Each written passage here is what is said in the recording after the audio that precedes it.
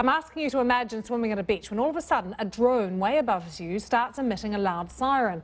The sound is to warn you that a deadly shark is in the area. That is going to become a reality in Australia, where shark detecting drones are being trialled off the coast of the state of New South Wales.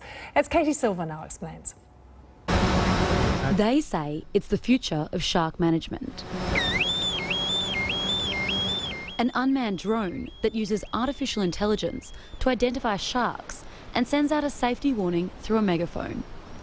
The drone uses advanced image processing techniques to distinguish between sharks and other marine life, such as dolphins and whales, and from other objects like surfers or boats.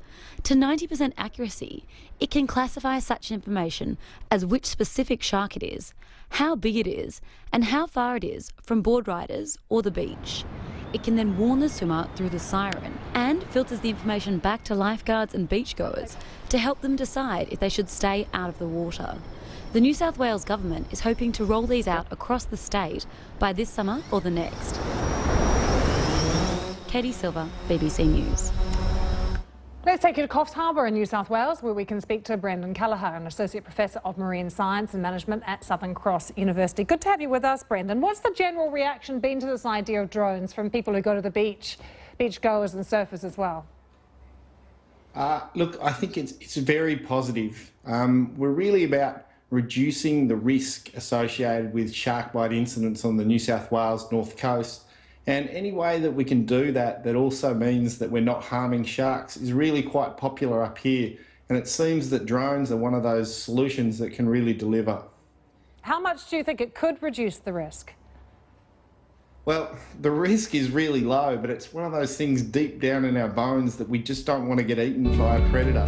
So if you could be at a busy beach and you could know that drones are up there working away, just keeping you safe, I think that would reduce the risk to make it adequate so most people were happy to get in the water for a swim or a surf. Anyone worried about privacy, Brendan, about that drone up there and what else it could be filming or doing?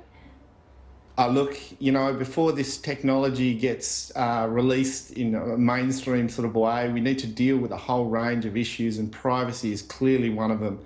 The public would absolutely need to be assured that these images were only being used for shark detection and not for any other purposes. And I think it's possible to put appropriate safeguards to make sure that happens. Good luck, Brendan. Thanks so much for joining us from New South Wales.